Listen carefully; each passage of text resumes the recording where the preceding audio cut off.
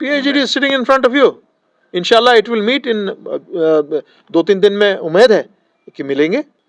देखिए जरूर लड़ेगी. और आपकी चैनल की वसादत से मैं पूरे अवाम को बोलना चाहूँगा कि जो फाइनली यहाँ के मेम्बरान फिर सिलेक्ट होंगे,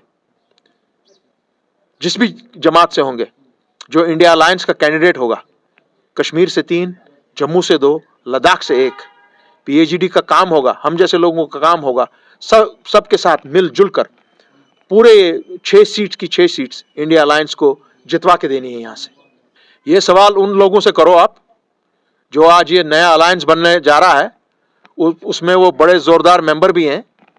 उनसे पूछिए कि आप जो यहाँ पर बड़े बुलंद बांग दावे करते थे कि हमने प्राइम मिनिस्टर से लेकर होम मिनिस्टर से ये गारंटी ली हुई है कि जम्मू कश्मीर की 1 इंच की जमीन को हाथ नहीं लगाया जाएगा, कहां गए वो दावे आपके मेरे भाइयों? लेफ्टिनेंट गवर्नर साहब ने जो कदम उठाया, हालांकि वो आईनी तौर ये कदम नहीं उठा सकते हैं क्योंकि उनका शासन एक टेम्पररी शासन है और ये एक परमानेंट फैसले जो हैं वो आईनी और कानूनी तौर नहीं कर सकते हैं, जिनका एक परमानेंट इफेक्ट होता है. ऐसे फैसले लेना यहाँ की सरकारों का काम है, मुंतखब नुमाइंदों का काम है, लेजिस्लेटिव असेंबलीज का काम है. हाँ, जहां तक महाराष्ट्र सदन यहाँ पे बनाना है या किसी और स्टेट को यहाँ पे सदन बनाना है, उसमें कोई रुकावट नहीं है, कोई आपत्ति नहीं है. मगर आप उनको लैंड खरीद कर नहीं दे सकते, उनको लैंड लीज पर दे सकते हैं हम लोग, कोई मामला नहीं है. ये बहुत गलत बात की है यहाँ के LG शासन ने. और जो हमारे ये लोग कह रहे थे कि यहाँ की नौकरियों का हमने क्या कहते हैं गारंटी कराई है कि कुछ नहीं होगा नौकरी के साथ, यहीं के लोगों को मिलेगी, यहाँ की जमीनों के साथ कुछ नहीं होगा. आज आप देखिए लद्दाख में क्या कर रहा है वो अपना वांगचुक. पूरा लद्दाख और पूरा करगिल किस तरह खड़ा है चारों तरफ. क्या वावेला हो रहा है वहां पे, क्यों हो रहा है? क्योंकि वो कह रहे हैं कि हमको अपनी जमीन की गारंटी दीजिए, हमको खतरा लग रहा है. हमको जॉब्स की गारंटी दीजिए, हमको खतरा लग रहा है. हमको एनवायरमेंटल गारंटी दीजिए कि अगर यहाँ पर इसी तरीके से बाहर के लोग आते रहे तो लद्दाख की इकोलॉजी और एनवायरमेंटल बैलेंस वो हट सकती है.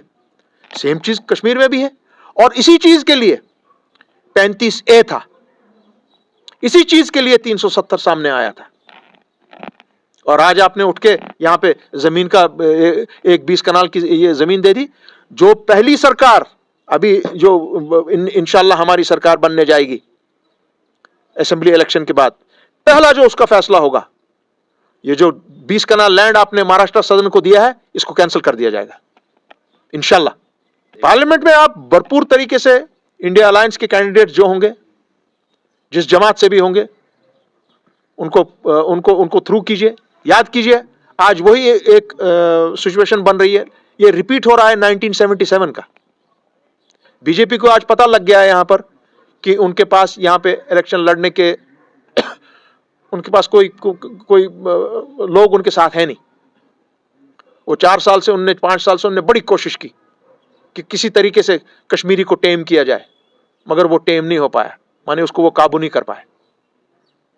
अब आज दूसरा चेहरा सामने आया है जिसको आप अभी तो बना नहीं है, तो उनको भी पता है इंडिविजुअली अगर आएंगे मैदान में तो कुछ नहीं बनेगा. अब वो इकट्ठे आ गए हैं और उनका पूरा अरेंजमेंट जैसे लग रहा है सेंट्रल गवर्नमेंट के साथ होगा.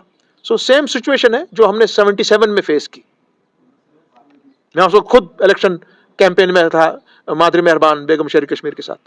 डॉक्टर फारूक साहब एक तरफ से थे, मेरे वालिद GM शाह साहब और पूरी शेर कश्मीर की टीम एक तरफ से थी.